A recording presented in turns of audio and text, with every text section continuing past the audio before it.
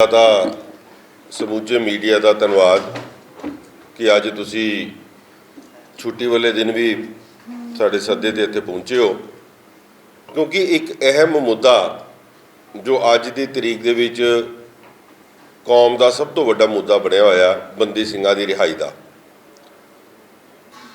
ਸ਼੍ਰੀ ਅਕਾਲ ਤਖਤ ਸਾਹਿਬ ਦੇ ਜਥੇਦਾਰ ਸਾਹਿਬ ਨੇ 3 ਮਈ ਨੂੰ ਅਕਾਲ ਤਖਤ ਸਾਹਿਬ ਤੋਂ ਖੜੇ ਹੋ ਕੇ ਜਿੱਥੇ ਧਰਮਿੰਦਰ ਸਿੰਘ ਆਨੰਦ ਨੂੰ ਤਨਖਾਹ ਲਾਉਣ ਦੀ ਗੱਲ ਕੀਤੀ ਸੀ, ਸ਼੍ਰੋਮਣੀ ਗੁਰਦੁਆਰਾ ਪ੍ਰਬੰਧਕ ਕਮੇਟੀ ਔਰ ਦਿੱਲੀ ਸਿੱਖ ਗੁਰਦੁਆਰਾ ਪ੍ਰਬੰਧਕ ਕਮੇਟੀ ਦੀ ਅਹਿਮ ਜ਼ਿੰਮੇਵਾਰੀ ਲਗਾਈ ਕਿ ਬੰਦੀ ਸਿੰਘਾਂ ਦੇ ਰਿਹਾਈ ਬਾਰੇ ਆਪਣੇ ਆਪਣੇ ਤਰੀਕੇ ਦੇ ਨਾਲ ਤੁਸੀਂ ਲਾਮਬੰਦ ਹੋ ਕੇ ਇਹ ਲੜਾਈ ਅੱਗੇ ਵੱਧ ਕੇ ਲੜੋ। ਸ਼੍ਰੋਮਣੀ ਗੁਰਦੁਆਰਾ ਪ੍ਰਬੰਧਕ ਕਮੇਟੀ ਦੇ ਪ੍ਰਧਾਨ ਸਾਹਿਬ ਨੇ ਇੱਕ ਇਕੱਠ ਬੁਲਾਇਆ, ਪੰਥਕ ਇਕੱਠ।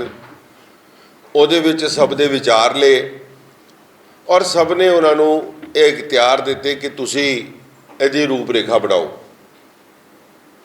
ਮਗਰ ਸਰਦਾਰ ਧਾਮੀ ਸਾਹਿਬ ਨੇ ਜਿਸ ਵਕਤ ਇਹ ਰੂਪਰੇਖਾ ਬਣਾਉਣ ਦੀ ਗੱਲ ਸ਼ੁਰੂ ਕੀਤੀ ਹੈ, 19 ਤਰੀਕ ਨੂੰ ਉਹਨਾਂ ਨੇ ਕਮੇਟੀ ਸੱਦੀ, ਜਿਹਦੇ ਵਿੱਚ ਉਹਨਾਂ ਨੇ 9 ਮੈਂਬਰ ਬਣਾਏ ਔਰ ਉਸਨੂੰ 19 ਤਰੀਕ ਦਾ ਟਾਈਮ ਦਿੱਤਾ ਗਿਆ। ਦਿੱਲੀ ਸਿੱਖ ਗੁਰਦੁਆਰਾ ਪ੍ਰਬੰਧਕ ਕਮੇਟੀ ਕਿਉਂਕਿ ਸੰਗਤ ਦੀ ਚੁਣੀ ਹੋਈ ਨੁਮਾਇੰਦਾ ਜਥੇਬੰਦੀ ਹੈ, ਇਸ ਕਰਕੇ ਅਕਾਲ ਤਖਤ ਸਾਹਿਬ ਦੇ ਜਥੇਦਾਰ ਸਾਹਿਬ ਨੇ ਸਾਡੀ ਬਰਾਬਰ ਦੀ ਜ਼ਿੰਮੇਵਾਰੀ ਲਾਈ ਸੀ। ਇਹ ਕਮੇਟੀ ਬਣਾਉਣ ਵਕਤ ਸਾਡੇ ਕੋਲੋਂ ਪੁੱਛਿਆ ਤੱਕ ਵੀ ਨਹੀਂ ਗਿਆ ਕਿ ਇਹਦੇ ਵਿੱਚ ਕਿਹੜੇ ਕਿਹੜੇ ਮੈਂਬਰ ਪਾਏ ਜਾਣ। ਉਸ ਤੋਂ ਬਾਅਦ ਅਚਾਨਕ ਅਗਲੇ ਦਿਨ 2 ਮੈਂਬਰ ਉਹਦੇ ਵਿੱਚ ਐਡ ਆਨ ਹੋਰ ਹੋ ਜਾਂਦੇ ਆ ਔਰ ਉਹ ਬੰਦੇ ਜਿਨ੍ਹਾਂ ਦੇ ਖਿਲਾਫ ਅਸੀਂ ਇਤਰਾਜ਼ ਵੀ ਜ਼ਾਹਿਰ ਕੀਤਾ ਔਰ ਮੀਡੀਆ ਨੂੰ ਅਸੀਂ ਪਹਿਲੇ ਵੀ ਸੰਬੋਧਨ ਕਰ ਚੁੱਕੇ ਹਾਂ ਕਿ ਸਰਦਾਰ ਅਵਤਾਰ ਸਿੰਘ ਹਿੱਤ ਨੂੰ ਜਦ ਉਹਨਾਂ ਨੇ ਐਡ ਆਨ ਕੀਤਾ ਤੇ ਅਸੀਂ ਉਹਦੇ ਉੱਤੇ ਆਪਣਾ ਇਤਰਾਜ਼ ਜ਼ਾਹਿਰ ਕੀਤਾ। ਕਮੇਟੀ ਦਾ 19 ਤਰੀਕ ਨੂੰ ਜਿਸ ਵਕਤ ਸ਼ੁਰੂ ਹੋਈ, ਉਹਦੇ ਵਿੱਚ ਜਿਸ ਤਰੀਕੇ ਦੀਆਂ ਰੂਪਰੇਖਾ ਚੱਲ ਰਹੀਆਂ ਸੀ, ਕਿਉਂਕਿ ਅਸੀਂ ਆਪਣੀ ਜ਼ਿੰਮੇਵਾਰੀ ਸਮਝਦੇ ਹੋਏ ਇਸ ਕਮੇਟੀ ਨੂੰ ਪੂਰਾ ਸਹਿਯੋਗ ਦੇਣ ਦੀ ਗੱਲ ਕੀਤੀ ਹੈ ਔਰ ਸਾਡੀ ਇਹ ਜ਼ਿੰਮੇਵਾਰੀ ਵੀ ਬਣਦੀ ਹੈ ਕਿ ਸ਼੍ਰੀ ਅਕਾਲ ਤਖਤ ਸਾਹਿਬ ਨੇ ਜੋ ਸਾਨੂੰ ਅੱਗੇ ਜ਼ਿੰਮੇਵਾਰੀ ਲਾਈ ਹੈ ਤੇ ਅਸੀਂ ਇਸ ਮਾਮਲੇ ਦੇ ਵਿੱਚ ਸ਼੍ਰੋਮਣੀ ਕਮੇਟੀ ਦੀ ਬਾਹ ਬਣ ਕੇ ਉਹਨਾਂ ਦਾ ਸਹਿਯੋਗ ਕਰੀਏ। ਮਗਰ ਜਿਸ ਤਰੀਕੇ ਦੇ ਨਾਲ ਉੱਥੇ ਅੰਦਰ ਰੂਪਰੇਖਾ ਬਣ ਰਹੀ ਹੈ, ਮੈਂ ਸਮਝਦਾ ਕਿ ਇਹ ਪਹਿਲੇ ਹੀ ਇੱਕ ਪਲੈਨਿੰਗ ਕਰਕੇ ਇਹ ਲੜਾਈ ਬੰਦੀ ਸਿੰਘਾਂ ਦੀ ਨਾ ਹੋਣ ਕਰਕੇ ਇਹ ਮੈਨੂੰ ਲੱਗਦਾ ਕਿ ਆਪਣੀ ਹੋਂਦ ਨੂੰ ਬਚਾਉਣ ਵਾਸਤੇ ਇਹ ਲੜਾਈ ਸ਼ੁਰੂ ਕੀਤੀ ਜਾ ਰਹੀ ਹੈ। ਉਹਦੇ ਵਿੱਚ ਇਹ ਗੱਲ ਹੋਈ ਸੀ ਕਿ ਕੋਈ ਇਸ ਮੀਟਿੰਗ ਦੀ ਰੂਪਰੇਖਾ ਬਾਹਰ ਡਿਸਕਸ ਨਹੀਂ ਕਰੇਗਾ, ਸੋ ਇਸ ਕਰਕੇ ਅਸੀਂ ਮੀਡੀਆ ਨੂੰ ਆ ਕੇ ਇੱਥੇ ਕੋਈ ਗੱਲ ਨਹੀਂ ਕੀਤੀ। ਮਗਰ ਕੱਲ੍ਹ ਅਚਾਨਕ ਸਰਦਾਰ ਪਰਮਜੀਤ ਸਿੰਘ ਸਰਨਾ ਹੋਣਾ ਦੀ ਇੱਕ ਵੀਡੀਓ ਵਾਇਰਲ ਹੁੰਦੀ ਹੈ, ਜਿਹਦੇ ਵਿੱਚੋਂ ਇੱਕ ਟੀਵੀ ਚੈਨਲ ਨੂੰ, ਵੈਬ ਚੈਨਲ ਨੂੰ ਆਪਣੀ ਇੰਟਰਵਿਊ ਦੇ ਰਹੇ ਔਰ ਉਹਦੇ ਵਿੱਚ ਉਹਨਾਂ ਨੇ ਕਈ ਗੱਲਾਂ ਇਹੋ ਜਿਹੀਆਂ ਰੱਖੀਆਂ ਜਿਹਦੇ ਵਿੱਚ ਬਹੁਤ ਫੇਰਬਦਲ ਹੈ। ਉਹਨਾਂ ਨੇ ਗੱਲ ਕੀਤੀ ਕਿ ਮੀਟਿੰਗ ਸ਼ੁਰੂ ਹੋਈ, ਸਰਦਾਰ ਮਨਜੀਤ ਸਿੰਘ ਜੀ ਕੇ ਨੇ ਆਪਣਾ ਵਰਜਨ ਰੱਖਿਆ। ਉਸ ਤੋਂ ਬਾਅਦ ਮੈਂ ਗੱਲ ਕਰਦੇ ਹੋਏ ਸੁਝਾਅ ਦਿੱਤਾ ਕਿ 2 ਬੁੱਧੀਜੀਵੀ ਇਸ ਕਮੇਟੀ ਦੇ ਵਿੱਚ ਐਡ ਆਨ ਹੋ ਕੀਤੇ ਜਾਣ, ਇੱਕ ਤੁਹਾਡੇ ਪਕਸ਼ ਦਾ ਹੋਵੇ, ਦੂਜਾ ਤੁਹਾਡੇ ਵਿਪਕਸ਼ ਦਾ ਹੋਵੇ। ਔਰ ਹਰਮੀਤ ਕਾਲਕੇ ਨੇ ਉਹਦੇ ਉੱਤੇ ਇਤਰਾਜ਼ ਜ਼ਾਹਿਰ ਕੀਤਾ।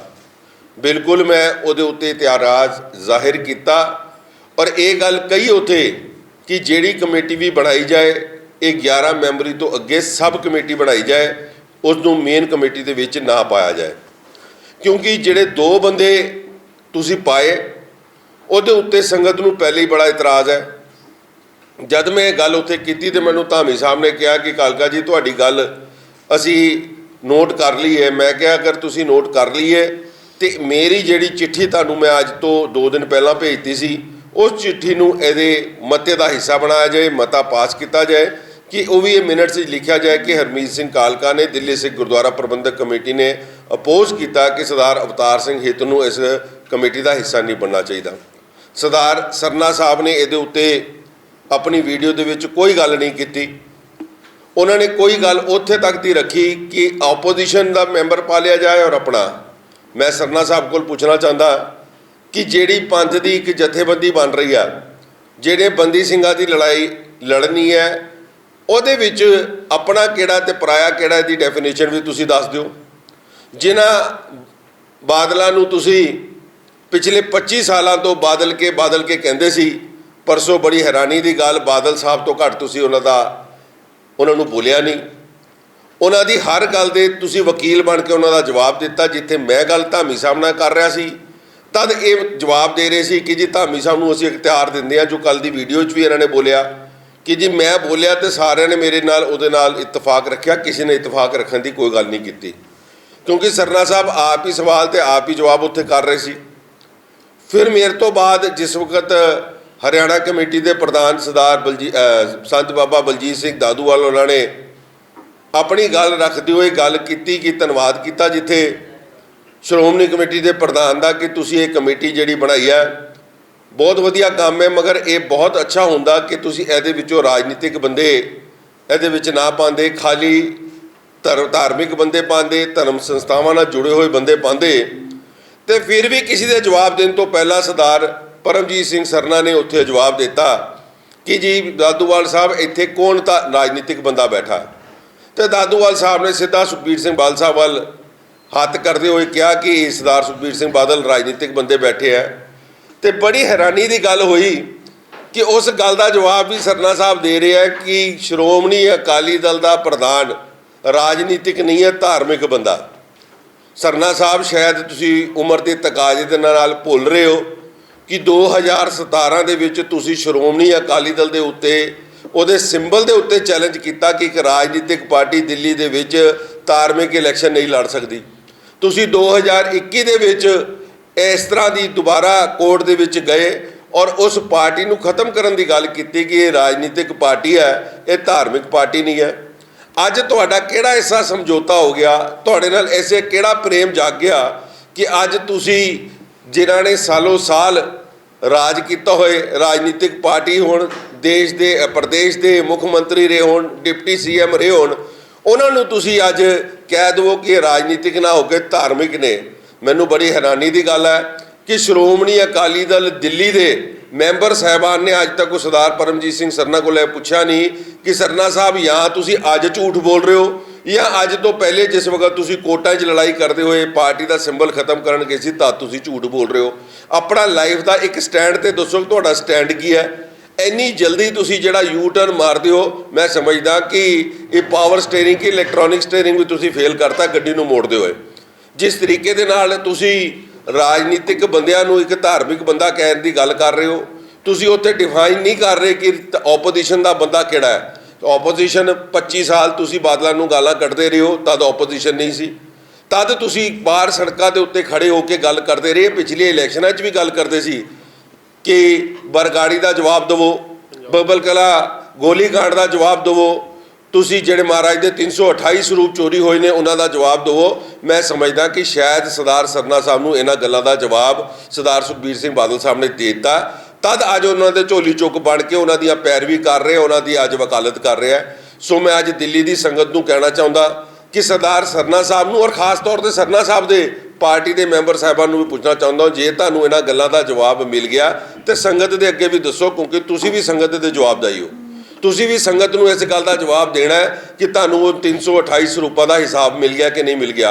उन्हें उस बरगाड़ी कांड का जिहड़े महाराज के स्वरूपों की बेदबी हुई उहदा जवाब मिल गया नहीं मिल गया।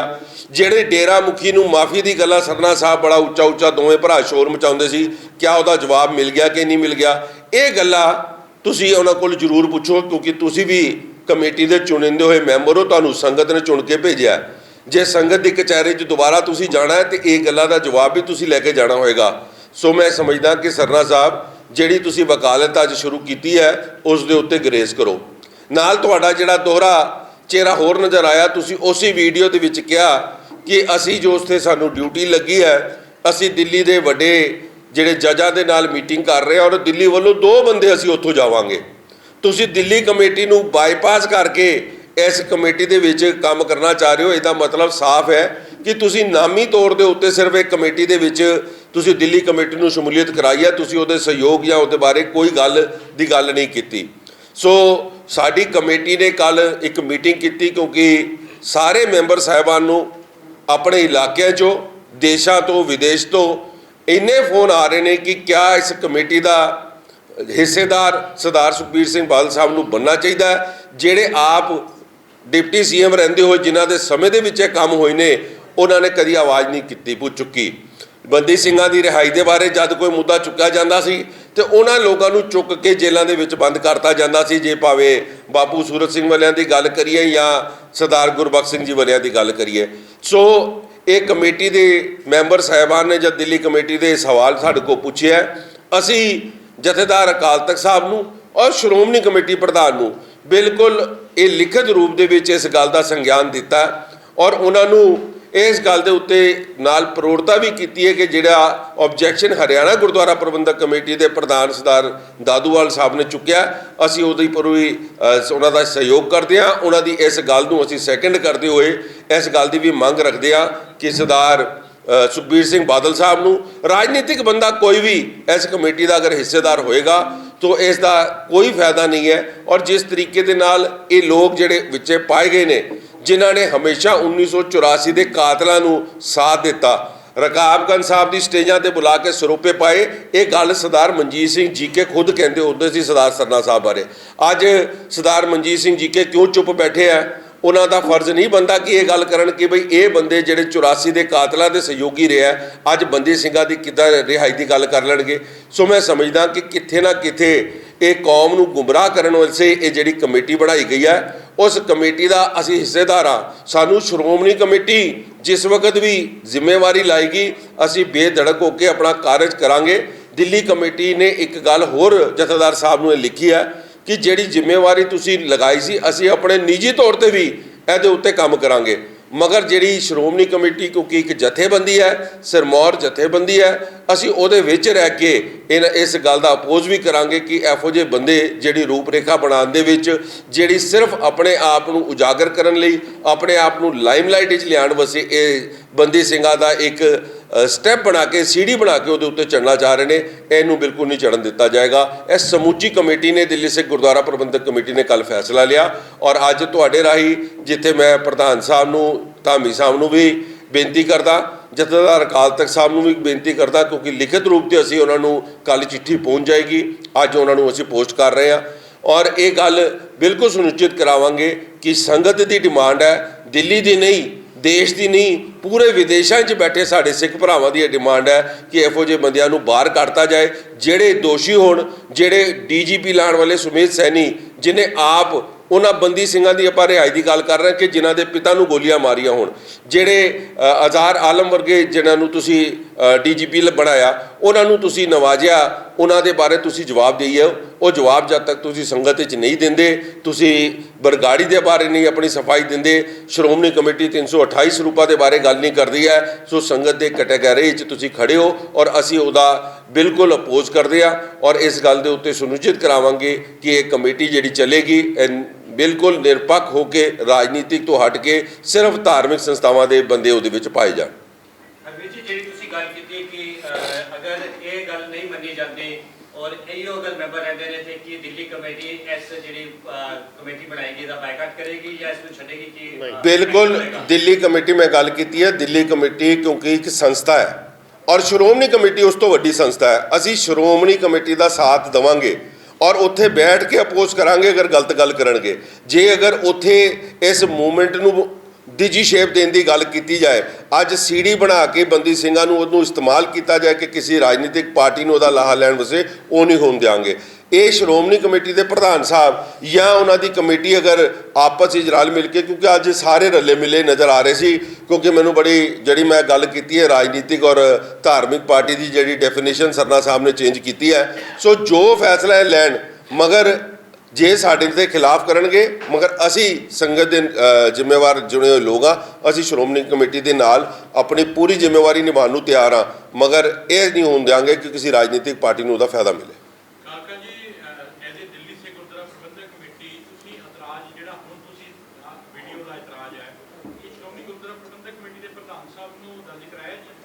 ਦੇਖੋ, ਜਿਸ ਦਿਨ ਅਸੀਂ ਗੱਲ ਕੀਤੀ ਹੈ, ਕਿਉਂਕਿ ਪਹਿਲੇ ਦਿਨ ਅਸੀਂ ਉਹਨਾਂ ਨੂੰ ਇਤਰਾਜ਼ ਜ਼ਾਹਿਰ ਕੀਤਾ ਸੀ ਕਿ ਸਰਦਾਰ ਅਵਤਾਰ ਸਿੰਘ ਹਿੱਤ ਨੂੰ ਤੁਸੀਂ ਉਹਦੇ ਵਿੱਚ ਪਾਇਆ। ਸ਼੍ਰੋਮਣੀ ਅਕਾਲੀ ਦਲ ਦੇ ਪ੍ਰਧਾਨ ਦੇ ਬਾਰੇ ਜਿਸ ਵਕਤ ਮੀਟਿੰਗ ਤੋਂ ਅਸੀਂ ਬਾਹਰ ਆਏ ਹਾਂ, ਤੁਹਾਡੇ ਮੀਡੀਆ ਰਾਹੀਂ ਸੰਗਤ ਨੂੰ ਜਦ ਪਤਾ ਚੱਲਿਆ, ਵੱਖ-ਵੱਖ ਦੇਸ਼ ਦੀ ਨਹੀਂ ਦੁਨੀਆ ਦੇ ਹਰ ਕੋਨੇ ਤੋਂ ਸਾਨੂੰ ਫੋਨ ਆਇਆ ਕਿ ਵਾਕਈ ਤੁਹਾਨੂੰ ਇਹ ਸਵਾਲ ਪੁੱਛਣਾ ਚਾਹੀਦਾ। ਔਰ ਇਸ ਗੱਲ ਨੂੰ ਜਿਸ ਵਕਤ ਦਾਦੂਵਾਲ ਸਾਹਿਬ ਨੇ ਪੂਰਾ ਹਾਈਲਾਈਟ ਕਰਕੇ ਸੰਗਤ ਤੱਕ ਪਹੁੰਚਾਇਆ, ਮੈਂ ਸਮਝਦਾ ਕਿ ਮੈਂ ਉਹਨਾਂ ਦੀ ਸ਼ਲਾਘਾ ਵੀ ਕਰਦਾ ਕਿ ਉਹਨਾਂ ਨੇ ਇਸ ਨੂੰ ਪਹਿਲ ਕਦਮ ਕੀਤੀ ਹੈ ਔਰ ਅਸੀਂ ਉਹਨਾਂ ਦਾ ਪੂਰਾ ਇਸ ਗੱਲ ਦੇ ਉੱਤੇ ਸਮਰਥਨ ਕਰਦੇ ਹਾਂ।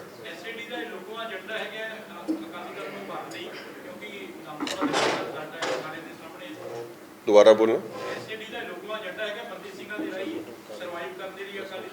ਦੇਖੋ ਇਹ ਬਿਲਕੁਲ ਸਾਹਮਣੇ ਨਜ਼ਰ ਆ ਰਿਹਾ ਹੈ ਕਿ ਜਿਸ ਵਕਤ ਰਾਜ ਭਾਗ ਦੇ ਵਿੱਚ ਸੀ ਤੇ ਜਿਹੜੇ ਬੰਦੇ ਬੰਦੀ ਸਿੰਘਾਂ ਦੀ ਰਿਹਾਈ ਲੜਨ ਵਾਸਤੇ ਮੋਰਚੇ ਲਾਉਂਦੇ ਸੀ ਉਹਨਾਂ ਨੂੰ ਚੁੱਕ ਕੇ ਅੰਦਰ ਕਰ ਦਿੱਤਾ ਜਾਂਦਾ ਸੀ। ਤੁਹਾਨੂੰ ਆਪ ਯਾਦ ਹੋਏਗਾ ਕਿ ਜਿਸ ਵਕਤ ਬਾਪੂ ਸੂਰਤ ਸਿੰਘ ਬੈਠੇ ਦੇ ਉੱਥੇ ਅਣਛਾਣ ਤੇ ਬੈਠੇ ਆ, ਉਹਨਾਂ ਨੂੰ ਚੁੱਕ ਕੇ ਹਸਪੀਟਲ ਦੇ ਵਿੱਚ ਬੰਦ ਕਰਕੇ ਇੱਕ ਬੰਦੀ ਬਣਾਤਾ ਗਿਆ ਔਰ ਅੱਜ ਤੱਕ ਉਹਨਾਂ ਨੂੰ ਉਸ ਤਰੀਕੇ ਦੇ ਨਾਲ ਰੱਖਿਆ ਗਿਆ। ਇੱਥੋਂ ਸਾਫ਼ ਸਮਝ ਆਉਂਦਾ ਹੈ ਕਿ ਜਿਸ ਵਕਤ ਆਪਣੀਆਂ ਸਰਕਾਰਾਂ ਨੇ ਤਦ ਅਸੀਂ ਕਿਸੇ ਰਾਜ ਭਾਗ ਦੀ ਗੱਲ ਬੰਦੀ ਸਿੰਘਾਂ ਦੀ ਗੱਲ ਨਹੀਂ ਕਰਦੇ। ਅੱਜ ਬੰਦੀ ਸਿੰਘਾਂ ਨੂੰ ਸੀੜੀ ਬਣਾ ਕੇ ਵਾਪਸ ਉਸ ਰਾਜ ਭਾਗ ਨੂੰ ਹਥਿਆਉਣ ਦੀ ਗੱਲ ਕੀਤੀ ਜਾ ਰਹੀ ਹੈ। ਸੋ ਮੈਂ ਸਮਝਦਾ ਕਿ ਇਹਦੇ ਵਿੱਚ ਪੰਥ, ਪੂਰੀ ਕੌਮ ਇਸ ਚੀਜ਼ ਦੇ ਉੱਤੇ ਜਾਣੂ ਹੋ ਚੁੱਕੀ ਹੈ ਔਰ ਇਹਨਾਂ ਦੇ ਮਨਸੂਬੇ ਇਸ ਚੀਜ਼ ਦੇ ਉੱਤੇ ਕਾਮਯਾਬ ਨਹੀਂ ਹੋਣਗੇ।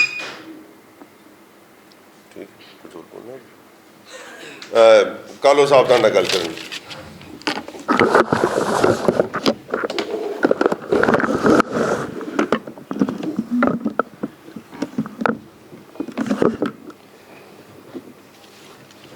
ਇਹ ਬਹੁਤ ਹੀ ਗੰਭੀਰ ਵਿਸ਼ਾ ਹੈ ਔਰ ਜਿਸ ਤਰੀਕੇ ਦੇ ਨਾਲ ਇਸ ਮੁੱਦੇ ਦੇ ਉੱਤੇ ਮੈਂ ਸਮਝਦਾ ਰਾਜਨੀਤੀ ਕੀਤੀ ਜਾ ਰਹੀ ਆ, ਇਹ ਬਹੁਤ ਮੰਦਭਾਗੀ ਗੱਲ ਆ। 30 35 ਸਾਲਾਂ ਤੋਂ ਸਾਡੇ ਸਿੰਘ ਜਿਹੜੇ ਆ ਉਹ ਜੇਲ੍ਹਾਂ ਦੇ ਵਿੱਚ ਬੰਦ ਆ ਔਰ ਕੌਮ ਦਾ ਫਰਜ਼ ਬਣਦਾ ਹੈ, ਸਾਡਾ ਜਥੇਬੰਦੀਆਂ ਦਾ ਫਰਜ਼ ਬਣਦਾ ਹੈ ਕਿ ਅਸੀਂ ਉਹਨਾਂ ਦੀ ਲੜਾਈ ਲੜੀਏ ਔਰ ਉਹਨਾਂ ਨੂੰ ਜੇਲ੍ਹਾਂ ਦੇ ਵਿੱਚੋਂ ਰਿਹਾ ਕਰਵਾਈਏ। ਪਰ ਮੈਂ ਸਮਝਦਾ ਹਾਂ ਕਿ ਜਿਸ ਤਰੀਕੇ ਦੇ ਨਾਲ ਇਸ ਮੁੱਦੇ ਦੇ ਉੱਤੇ ਪੈਰਵਾਈ ਸ਼ੁਰੂ ਹੋਈ ਆ, ਇਹ ਕਿਤੇ ਨਾ ਕਿਤੇ ਇਸ ਦੇ ਵਿੱਚੋਂ ਰਾਜਨੀਤੀ ਨਜ਼ਰ ਆਉਂਦੀ ਪਈ ਹੈ। ਜਥੇਦਾਰ ਅਕਾਲ ਤਖਤ ਸਾਹਿਬ ਨੇ ਜੋ ਪਹਿਲ ਕਦਮੀ ਕੀਤੀ, ਅਸੀਂ ਉਸ ਦਾ ਹਮੇਸ਼ਾ ਸਵਾਗਤ ਕੀਤਾ ਤੇ ਦਿੱਲੀ ਸਿੱਖ ਗੁਰਦੁਆਰਾ ਪ੍ਰਬੰਧਕ ਕਮੇਟੀ ਨੇ ਹਮੇਸ਼ਾ ਹੀ ਅਕਾਲ ਤਖਤ ਸਾਹਿਬ ਨੂੰ ਸਮਰਪਿਤ ਰਹੀ ਹੈ ਔਰ ਅੱਗੇ ਵੀ ਰਹਾਂਗੇ। ਸ਼੍ਰੋਮਣੀ ਗੁਰਦੁਆਰਾ ਪ੍ਰਬੰਧਕ ਕਮੇਟੀ ਨੇ ਜੋ ਉਪਰਾਲਾ ਸ਼ੁਰੂ ਕੀਤਾ, ਲੱਗਿਆ ਸੀ ਕਿ ਇਹ ਇਮਾਨਦਾਰੀ ਦੇ ਨਾਲ ਇੱਕ ਇਸ ਤਰ੍ਹਾਂ ਦੀ ਕੋਸ਼ਿਸ਼ ਕੀਤੀ ਜਾਏਗੀ ਕਿ ਜਿਹਦੇ ਨਾਲ ਸਾਡੇ ਬੰਦੀ ਸਿੰਘ ਜਿਹੜੇ ਆ ਉਹ ਜਲਦੀ ਤੋਂ ਜਲਦੀ ਰਿਹਾ ਹੋਣਗੇ। ਪਰ ਜਿਸ ਤਰੀਕੇ ਦੇ ਨਾਲ ਦਿੱਲੀ ਸਿੱਖ ਗੁਰਦੁਆਰਾ ਪ੍ਰਬੰਧਕ ਕਮੇਟੀ, ਜੋ ਕਿ ਇੱਕ ਦਿੱਲੀ ਦੀ ਸੰਗਤ ਦੀ ਚੁਣੀ ਹੋਈ ਜਥੇਬੰਦੀ ਹੈ ਔਰ ਪੂਰੇ ਸੰਸਾਰ ਭਰ ਦੇ ਸਿੱਖਾਂ ਦੀ ਆਵਾਜ਼ ਹਮੇਸ਼ਾ ਹੀ ਬੁਲੰਦ ਕਰਦੀ ਹੈ, 1984 ਦੇ ਸਾਡੇ ਪੀੜਤ ਪਰਿਵਾਰਾਂ ਦੀ ਹਮੇਸ਼ਾ ਹੀ ਆਵਾਜ਼ ਬੁਲੰਦ ਕੀਤੀ ਹੈ, 1984 ਦੇ ਦੋਸ਼ੀਆਂ ਨੂੰ ਸਜ਼ਾ ਦਿਵਾਈ ਹੈ, ਉਹਨਾਂ ਦੇ ਕੇਸ ਲੜਦੇ ਪਏ ਆ। ਜੋ ਸਾਡੀਆਂ ਭੈਣਾਂ ਮਾਤਾਵਾਂ ਵਿਧਵਾਵਾਂ ਸਨ ਉਹਨਾਂ ਦੇ ਨਾਲ ਖੜੇ ਆ। ਸੰਸਾਰ ਭਰ ਦੇ ਵਿੱਚ ਹਰ ਸਿੱਖਾਂ ਦੇ ਮਸਲੇ ਦੇ ਉੱਤੇ ਦਿੱਲੀ ਸਿੱਖ ਗੁਰਦੁਆਰਾ ਪ੍ਰਬੰਧਕ ਕਮੇਟੀ ਨੇ ਬੁਲੰਦ ਆਵਾਜ਼ ਕੀਤੀ ਹੈ। ਉਸ ਜਥੇਬੰਦੀ ਨੂੰ ਇਸ ਕਮੇਟੀ ਦੇ ਵਿੱਚ ਇੱਕ ਕਿਸਮ ਦਾ ਇਗਨੋਰ ਜਿਹਾ ਕਰ ਦੇਣਾ ਔਰ ਉਹਨਾਂ ਲੋਕਾਂ ਨੂੰ ਜਿਨ੍ਹਾਂ ਨੇ ਗੁਰਬਾਣੀ ਦੇ ਨਾਲ ਛੇੜਛਾੜ ਕੀਤੀ ਹੋਵੇ, ਸ਼੍ਰੀ ਅਕਾਲ ਤਖਤ ਸਾਹਿਬ ਦੇ ਉੱਤੇ ਉਹਨਾਂ ਦੇ ਪ੍ਰਤੀ ਦਿੱਤੀ ਹੋਈ ਸ਼ਿਕਾਇਤ ਵਿਚਾਰ ਅਧੀਨ ਹੋਵੇ ਔਰ ਰਾਜਨੀਤਿਕ ਉਹ ਲੋਕ ਜਿਨ੍ਹਾਂ ਨੇ ਬੰਦੀ ਸਿੰਘਾਂ ਨੂੰ ਦਿੱਲੀ ਦੀਆਂ ਜੇਲ੍ਹਾਂ ਤੋਂ ਪੰਜਾਬ ਦੀਆਂ ਜੇਲ੍ਹਾਂ ਦੇ ਵਿੱਚ ਸ਼ਿਫਟ ਕਰਨ 'ਤੇ ਵੀ ਇਤਰਾਜ਼ ਕੀਤਾ ਹੋਵੇ, ਬਰਗਾੜੀ ਦਾ ਅੱਜ ਤੱਕ ਇਨਸਾਫ ਨਾ ਦੇ ਸਕਣ, ਬਾਈਬਲ ਕਲਾਂ ਦਾ ਇਨਸਾਫ ਅੱਜ ਤੱਕ ਸੰਗਤਾਂ ਨੂੰ ਨਾ ਮਿਲ ਸਕੇ ਉਹਨਾਂ ਦੇ ਰਾਜ ਭਾਗ ਦੇ ਵਿੱਚ, ਉਹਨਾਂ ਲੋਕਾਂ ਨੂੰ ਕਮੇਟੀ ਦੇ ਵਿੱਚ ਸ਼ਾਮਲ ਕਰਨਾ, ਮੈਂ ਸਮਝਦਾ ਕਿ ਇਹ ਕਿਤੇ ਨਾ ਕਿਤੇ ਉਸ ਮੁੱਦੇ ਦਾ ਸਹਾਰਾ ਲੈ ਕੇ ਰਾਜਨੀਤੀ ਕੀਤੀ ਜਾ ਰਹੀ ਹੈ ਔਰ ਇੱਕ ਵਿਸ਼ੇਸ਼ ਪਾਰਟੀ ਨੂੰ ਇਸ ਦਾ ਫਾਇਦਾ ਪਹੁੰਚਾਉਣ ਦੀ ਗੱਲ ਕੀਤੀ ਜਾ ਰਹੀ ਹੈ। ਜਦੋਂ ਵੀ ਕਿਸੇ ਮੁੱਦੇ ਦੇ ਉੱਤੇ ਕੋਈ ਰਿਜ਼ਲਟ ਨਾ ਕੱਢਣਾ ਹੋਵੇ ਔਰ ਰਾਜਨੀਤਿਕ ਲਾਹਾ ਲੈਣਾ ਹੋਵੇ ਤੇ ਫਿਰ ਇਸ ਤਰ੍ਹਾਂ ਦੀਆਂ ਕੋਸ਼ਿਸ਼ਾਂ ਸ਼ੁਰੂ ਹੁੰਦੀਆਂ, ਜੋ ਕਿ ਹੁਣ ਮੌਜੂਦਾ ਸਮੇਂ ਦੇ ਵਿੱਚ ਸਾਨੂੰ ਲੱਗਦਾ ਕਿ ਉਹ ਕੀਤੀਆਂ ਜਾ ਰਹੀਆਂ। ਦੂਸਰੀ ਗੱਲ, ਸਰਨਾ ਸਾਹਿਬ ਤੋਂ ਮੈਂ ਪਹਿਲੇ ਵੀ ਸਵਾਲ ਕੀਤਾ ਸੀ, ਪਿਛਲੀ ਕਾਨਫਰੰਸ ਦੇ ਵਿੱਚ ਵੀ, ਔਰ ਅੱਜ ਵੀ ਇਸ ਗੱਲ ਦਾ ਸਰਨਾ ਸਾਹਿਬ ਤੁਹਾਨੂੰ ਦਿੱਲੀ ਦੀ ਸੰਗਤ ਨੂੰ, ਇੱਕ ਇੱਕ ਦਿੱਲੀ ਦੇ ਸਿੱਖ ਨੂੰ ਤੁਹਾਨੂੰ ਜਵਾਬ ਦੇਣਾ ਪਵੇਗਾ। ਤੁਸੀਂ ਕਰੀਬ ਪਿਛਲੇ 15 ਸਾਲਾਂ ਤੋਂ ਜਿਨ੍ਹਾਂ ਲੋਕਾਂ ਨੂੰ ਪਾਣੀ ਪੀ ਪੀ ਕੇ ਕੋਸਦੇ ਆਏ ਹੋ, ਜਿਨ੍ਹਾਂ ਨੂੰ ਹਰ ਸਟੇਜ ਦੇ ਉੱਤੇ ਤੁਸੀਂ ਜ਼ਿੰਮੇਵਾਰ, ਕੌਮ ਦਾ, ਪੰਥ ਦਾ ਘਾਣ ਕਰਨ ਦਾ ਤੁਸੀਂ ਜ਼ਿੰਮੇਵਾਰ ਠਹਿਰਾਉਂਦੇ ਆਏ ਹੋ, ਪਿਛਲੇ 22 ਸਾਲਾਂ ਤੋਂ ਹਜ਼ਾਰਾਂ ਹੀ ਤੁਹਾਡੀਆਂ ਲਾਈਵ ਫੇਸਬੁੱਕ ਦੇ ਉੱਤੇ ਤੁਹਾਡੀਆਂ ਬਾਈਟਸ ਪਈਆਂ ਹੋਈਆਂ। ਤੁਸੀਂ ਪ੍ਰੈਸ ਕਾਨਫਰੰਸਾਂ ਕਰ ਕਰਕੇ ਪਾਣੀ ਪੀ ਪੀ ਕੇ ਉਹਨਾਂ ਨੂੰ ਕੋਸਿਆ ਹੈ। ਉਸ ਦਾ ਜਵਾਬ ਤੁਹਾਨੂੰ ਦੇਣਾ ਪਏਗਾ ਇਸ ਤੋਂ ਪਹਿਲਾਂ ਕਿ ਤੁਸੀਂ ਅੱਜ ਉਹਨਾਂ ਦੀ ਪਿੱਠ ਪੂਰੋ। ਅੱਜ ਤੁਸੀਂ ਐਸਾ ਕੀ ਦੇਖ ਲਿਆ ਕਿ ਜਿਹੜਾ ਤੁਸੀਂ ਬਰਗਾੜੀ ਕਾਂਡ, ਅੱਜ ਤੁਸੀਂ ਕਲੀਨ ਚਿੱਟ ਕਿਵੇਂ ਦੇ ਦਿੱਤੀ, ਤੁਸੀਂ ਬਾਈਬਲ ਕਲਾਂ ਦੇ ਕੇਸ 'ਚ ਕਿਵੇਂ ਕਲੀਨ ਚਿੱਟ ਦੇ ਦਿੱਤੀ, ਸੁਮੇਧ ਸੈਣੀ ਦੇ ਖਿਲਾਫ ਤੁਸੀਂ ਬਾਰ-ਬਾਰ ਇਲੈਕਸ਼ਨਾਂ ਦੇ ਵਿੱਚ ਵੀ ਇਹ ਮੁੱਦੇ ਚੁੱਕਦੇ ਸੀ। ਅੱਜ ਉਹ ਤੁਹਾਡੇ ਮੁੱਦੇ ਕਿੱਥੇ? ਦਿੱਲੀ ਦੀ ਸੰਗਤ ਤੁਹਾਨੂੰ ਜਵਾਬ ਕਰ ਦਿੰਦੀ, ਪੁੱਛਦੀ ਹੈ। ਇਹ ਬਹੁਤ ਸੰਗੀਨ ਮਸਲਾ ਹੈ। ਇਹ ਕੋਈ ਖੇਲ ਨਹੀਂ ਹੈ ਕਿ ਜਦੋਂ ਤੁਹਾਡਾ ਦਿਲ ਕੀਤਾ ਤੇ ਪਾਣੂ ਦੇ ਲੋਟੋ ਵਾਂਗੂ ਜਦੋਂ ਮਰਜ਼ੀ ਚਲੇ ਗਏ। ਨਹੀਂ, ਇਹ ਕੌਮ ਦਾ ਸਵਾਲ ਹੈ। ਜਾਂ ਤੇ ਤੁਹਾਨੂੰ ਜਵਾਬ ਦੇਣਾ ਪਏਗਾ ਤੁਸੀਂ ਉਸ ਵੇਲੇ ਗਲਤ ਸੀ ਜਾਂ ਹੁਣ ਗਲਤ ਹੋ। ਜੇ ਉਸ ਵੇਲੇ ਗਲਤ ਸੀ ਤੇ ਫਿਰ ਤੁਸੀਂ ਸੰਗਤ ਨੂੰ ਗੁੰਮਰਾਹ ਕਿਉਂ ਕੀਤਾ? ਸੰਗਤ ਜਵਾਬ ਪੁੱਛਦੀ ਹੈ। ਤੇ ਜੇ ਤੁਸੀਂ ਹੁਣ ਗਲਤ ਹੋ ਤੇ ਤਦ ਵੀ ਤੁਹਾਨੂੰ ਸੰਗਤ ਦੇ ਕਟਹਿਰੇ 'ਚ ਖੜੇ ਹੋ ਕੇ ਜਵਾਬ ਦੇਣਾ ਪਏਗਾ। ਤੁਹਾਨੂੰ ਮਾਫੀ ਮੰਗਣੀ ਪਏਗੀ। ਤੁਸੀਂ ਸੰਗਤ ਦੇ ਨਾਲ ਧਰੋਹ ਕਰ ਰਹੇ ਹੋ। ਉਹੀ ਸਰਦਾਰ ਮਨਜੀਤ ਸਿੰਘ ਜੀ ਕੇ, ਜਿਸ ਨੂੰ ਤੁਸੀਂ 2013 ਦੀ ਇਲੈਕਸ਼ਨ, 2017 ਦੀ ਇਲੈਕਸ਼ਨ ਦੇ ਵਿੱਚ ਕਰਪਸ਼ਨ ਦੇ ਉਹਨਾਂ ਦੇ ਉੱਤੇ ਇਲਜ਼ਾਮ ਲਗਾਉਂਦੇ ਸੀ। ਤੁਸੀਂ ਉਹਨਾਂ ਨੂੰ ਬਹੁਤ ਸਾਰੇ ਮੁੱਦਿਆਂ ਦੇ ਉੱਤੇ ਕਟਹਿਰੇ 'ਚ ਖੜੇ ਕੀਤਾ ਸੀ। ਅੱਜ ਉਹਨਾਂ ਨੂੰ ਤੁਸੀਂ ਕਿਹੜੀ ਕਲੀਨ ਚਿੱਟ ਦੇ ਦਿੱਤੀ? ਇਸ ਗੱਲ ਦਾ ਇੱਕ ਇੱਕ ਚੀਜ਼ ਦਾ ਸਵਾਲ ਦਾ ਜਵਾਬ ਤੁਹਾਨੂੰ ਸੰਗਤ ਦੇ ਵਿੱਚ ਦੇਣਾ ਪਏਗਾ। ਔਰ ਮੈਂ ਜਥੇਦਾਰ ਅਕਾਲ ਤਖਤ ਸਾਹਿਬ ਨੂੰ ਬੇਨਤੀ ਕਰਦਾ ਹਾਂ ਕਿ ਜਥੇਦਾਰ ਸਾਹਿਬ, ਹਮੇਸ਼ਾ ਹੀ ਦਿੱਲੀ ਸਿੱਖ ਗੁਰਦੁਆਰਾ ਪ੍ਰਬੰਧਕ ਕਮੇਟੀ ਨੇ ਸਿੱਖਾਂ ਦੀ ਲੜਾਈ ਲੜੀ ਹੈ। ਆਪਣੇ ਤੌਰ ਦੇ ਉੱਤੇ ਅਸੀਂ ਬੰਦੀ ਸਿੱਖਾਂ ਦੀ ਲੜਾਈ ਲੜ ਰਹੇ ਹਾਂ, ਅੱਗੇ ਵੀ ਲੜਾਂਗੇ। ਜਿਹੜੀ ਤੁਸੀਂ ਸੇਵਾ ਲਗਾਈ ਹੈ ਉਹ ਸੇਵਾ ਸਿਰ ਮੱਥੇ ਪ੍ਰਵਾਨ ਹੈ ਔਰ ਹਮੇਸ਼ਾ ਉਸ ਦੇ ਉੱਤੇ ਫੁੱਲ ਚੜਾਵਾਂਗੇ। ਪਰ ਇਸ ਦੇ ਉੱਤੇ ਵਿਚਾਰ ਜ਼ਰੂਰ ਕੀਤਾ ਜਾਏ ਜੋ ਅਸੀਂ ਬੇਨਤੀ ਕੀਤੀ ਹੈ, ਕਿਉਂਕਿ ਇਹ ਮੁੱਦਾ ਬੰਦੀ ਸਿੱਖਾਂ ਦਾ ਹੈ, ਬੰਦੀ ਸਿੱਖਾਂ ਨੂੰ ਰਿਹਾ ਕਰਾਉਣ ਦਾ ਹੈ। ਔਰ ਸਾਰੀਆਂ ਜਥੇਬੰਦੀਆਂ ਤਾਂ ਹੀ ਇੱਕ ਝੰਡੇ ਥੱਲੇ, ਇੱਕ ਨਿਸ਼ਾਨ ਸਾਹਿਬ ਥੱਲੇ ਇਕੱਠੀਆਂ ਹੋਣਗੀਆਂ ਜਦੋਂ ਇਮਾਨਦਾਰੀ ਦੇ ਨਾਲ ਸ਼੍ਰੋਮਣੀ ਗੁਰਦੁਆਰਾ ਪ੍ਰਬੰਧਕ ਕਮੇਟੀ ਵੱਲੋਂ ਸਾਰਿਆਂ ਨੂੰ ਨਾਲ ਲੈ ਕੇ ਕੋਸ਼ਿਸ਼ ਕੀਤੀ ਜਾਏਗੀ। ਔਰ ਮੈਂ ਸਮਝਦਾ ਕਿ ਉਸ ਵੇਲੇ ਸਰਕਾਰਾਂ ਵੀ ਝੁਕਣਗੀਆਂ, ਬੰਦੀ ਸਿੰਘ ਵੀ ਰਿਹਾ ਹੋਣਗੇ ਔਰ ਸਾਰੇ ਕੌਮ ਦੇ ਮਸਲੇ ਹੱਲ ਹੋਣਗੇ। ਪਰ ਜੇ ਆਪਾਂ ਇੱਕ ਧਿਰ ਨੂੰ ਲਾਭ ਪਹੁੰਚਾਉਣ ਵਾਸਤੇ ਕੋਈ ਕੋਸ਼ਿਸ਼ ਕਰਾਂਗੇ ਤੇ ਫਿਰ ਹਾਲ ਉਹੀ ਹੋਣਾ ਜੋ ਪਹਿਲਾਂ ਹੋਇਆ। ਇਸ ਕਰਕੇ ਸਾਡੀ ਬੇਨਤੀ ਜ਼ਰੂਰ ਪ੍ਰਵਾਨ ਕਰਿਆ ਜੀ। ਕਾਲੋ ਜੀ, ਜਿਹੜੀ ਲੜਾਈ ਤੁਸੀਂ ਕਹੀ ਕਾਫੀ ਸਮੇਂ ਤੋਂ ਲੜ ਰਹੇ ਹੋ, ਉਹਦੇ ਵਿੱਚ ਦੋ ਲੜਾਈਆਂ ਐਸੀਆਂ ਨੇ ਜਿਨ੍ਹਾਂ ਤੋਂ ਕਾਫੀ ਸਾਲਾਂ ਤੋਂ ਲੜੀ ਜਾ ਰਹੀ ਹੈ ਔਰ ਖਾਸ ਕਰ ਤੁਹਾਡੇ ਵੱਲੋਂ ਹੀ ਕੀਤੀ ਜਾ ਰਹੀ ਹੈ, ਗੁਰਦੁਆਰਾ ਗਿਆਨ ਗੋਦੜੀ ਤੇ ਡੰਗਮਾਰ। ਅੱਜ ਉਹ ਇਸ਼ੂ ਕਿੱਥੇ ਗਵਾਚ ਗਏ ਨੇ? ਕਿਉਂਕਿ ਉਹ ਇੱਕ ਸਿੱਖ ਪੰਥੀ ਧਰੋਹਰ ਹੈ ਜਿਹੜੀ ਸਿੱਖਾਂ ਦੀ ਝੋਲੀ ਪੈਣੀ ਚਾਹੀਦੀ ਔਰ ਜਿਹਦੇ 'ਚ ਆਪ ਜੀ ਕਾਫੀ ਟਾਈਮ ਤੋਂ ਲੜਾਈ ਲੜ ਰਹੇ ਹੋ, ਉਹਦਾ ਵੀ ਥੋੜ੍ਹਾ ਜਿਹਾ ਅਪਡੇਟ ਜਾਣਨਾ ਚਾਹਾਂਗੇ। ਦਿੱਲੀ ਸਿੱਖ ਗੁਰਦੁਆਰਾ ਪ੍ਰਬੰਧਕ ਕਮੇਟੀ ਸਾਰੇ, ਮੈਂ ਕਿਹਾ ਪਹਿਲੇ ਬੇਨਤੀ ਕੀਤੀ ਹੈ ਕਿ ਸਾਰੇ ਹੀ ਪੰਥਕ ਮਸਲਿਆਂ ਦੇ ਉੱਤੇ ਲੜਾਈ ਲੜਦੀ ਹੈ। ਗੁਰਦੁਆਰਾ ਡੰਗਮਾਰ ਸਾਹਿਬ ਦੀ ਲੜਾਈ ਜਾਰੀ ਹੈ। ਕੋਰਟ ਲੀਗੈਲਿਟੀ ਜਿਹੜੀ ਆ ਉਹ ਉੱਥੇ ਸਿੱਕਿਮ ਹਾਈ ਕੋਰਟ ਦੇ ਵਿੱਚ ਮਸਲਾ ਜਿਹੜਾ ਹੈ ਅਜੇ ਚੱਲ ਰਿਹਾ ਹੈ। ਲਗਾਤਾਰ ਕਰੋਨਾ ਦੇ 2 ਸਾਲ ਕਰੋਨਾ ਦੇ ਕਰਕੇ ਉਸ ਦੀਆਂ ਡੇਟਾਂ ਜਿਹੜੀਆਂ ਉਹ ਉੱਥੇ ਕਾਰਵਾਈ ਨਹੀਂ ਹੋਈ, ਐਡਜੋਰਨਮੈਂਟ ਹੁੰਦੀ ਰਹੀ ਹੈ। ਕਿਉਂਕਿ ਉਹਦੇ ਵਿੱਚ ਵੀ ਮੇਨ ਜਿਹੜੀ ਪਟੀਸ਼ਨ ਹੈ ਉਹ ਸ਼੍ਰੋਮਣੀ ਗੁਰਦੁਆਰਾ ਪ੍ਰਬੰਧਕ ਕਮੇਟੀ ਵੱਲੋਂ ਪਾਈ ਗਈ ਸੀ। ਅਸੀਂ ਸਹਿਯੋਗੀ ਦੇ ਤੌਰ ਦੇ ਉੱਤੇ ਉਹਨਾਂ ਦੀ ਹੈਲਪ ਕਰ ਰਹੇ ਹਾਂ, ਪਰ ਫਿਰ ਵੀ ਸਾਡਾ ਫਰਜ਼ ਬਣਦਾ ਹੈ ਔਰ ਅਸੀਂ ਆਪਣੀ ਪੂਰੀ ਲੜਾਈ ਲੀਗਲ ਤੌਰ ਦੇ ਉਹਦੇ ਉੱਤੇ ਲੜਦੇ ਪਏ ਆ।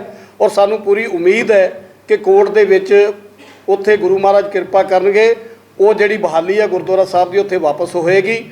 ਜਿੱਥੋਂ ਤੱਕ ਹੋਰ ਸਿੱਖ ਮਸਲੇ ਦਾ ਸੰਬੰਧ ਹੈ, ਜਿਹਦੇ ਵਿੱਚ ਆਪਣਾ ਨਹੀਂ ਸਿੱਕਿਮ ਦੇ ਮਸਲੇ ਹੈ ਔਰ ਮੇਘਾਲਿਆ ਦੇ ਸਿੱਖਾਂ ਦਾ ਮਸਲਾ ਹੈ, ਉਹ ਵੀ ਦਿੱਲੀ ਸਿੱਖ ਗੁਰਦੁਆਰਾ ਪ੍ਰਬੰਧਕ ਕਮੇਟੀ ਉਸ ਮੁੱਦੇ ਦੇ ਉੱਤੇ ਵੀ ਲੜਾਈ ਲੜਦੀ ਪਈ ਹੈ। ਔਰ ਅਸੀਂ ਬਿਲਕੁਲ ਇਮਾਨਦਾਰੀ ਦੇ ਨਾਲ ਉਹਨਾਂ ਮੁੱਦਿਆਂ ਨੂੰ ਅਸੀਂ ਹਮੇਸ਼ਾ ਹੀ ਪ੍ਰਾਇੋਰਟੀ ਦਿੱਤੀ ਆ ਔਰ ਗੁਰੂ ਮਹਾਰਾਜ ਕਿਰਪਾ ਕਰਨ ਉਸ ਦੇ ਚੰਗੇ ਨਤੀਜੇ ਜਿਹੜੇ ਆ ਉਹ ਜਲਦੀ ਸਾਹਮਣੇ ਆਉਣਗੇ।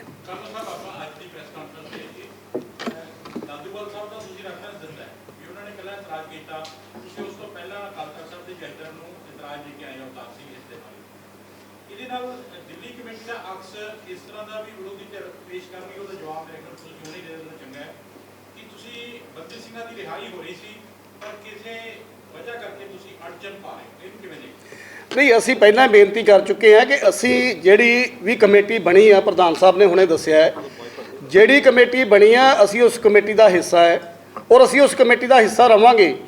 ਹਰ ਮੀਟਿੰਗ ਦੇ ਵਿੱਚ ਜਾਵਾਂਗੇ, ਉਸ ਮੀਟਿੰਗ ਦੇ ਵਿੱਚ ਜੋ ਸਾਨੂੰ ਸੇਵਾ ਲੱਗੇਗੀ ਅਸੀਂ ਸੇਵਾ ਕਰਾਂਗੇ। ਪਰ ਸਾਡਾ ਸਵਾਲ ਸਿਰਫ ਇਹੀ ਹੈ ਕਿ ਉੱਥੇ ਜਿਹੜੀ ਰਾਜਨੀਤਿਕ ਲੋਕਾਂ ਨੂੰ ਲਾਭ ਪਹੁੰਚਾਉਣ ਦੀ ਕੋਸ਼ਿਸ਼ ਕੀਤੀ ਜਾਏਗੀ, ਉਸ ਦਾ ਬਿਲਕੁਲ ਵਿਰੋਧ ਕਰਾਂਗੇ ਔਰ ਉਹ ਮੀਟਿੰਗ ਦੇ ਵਿੱਚ ਵਿਰੋਧ ਕਰਾਂਗੇ। ਅਸੀਂ ਕਮੇਟੀ ਦੇ ਕਿਸੇ ਵੀ ਮੁੱਦੇ ਦੇ ਉੱਤੇ ਪਿੱਛੇ ਨਹੀਂ ਹਟਾਂਗੇ।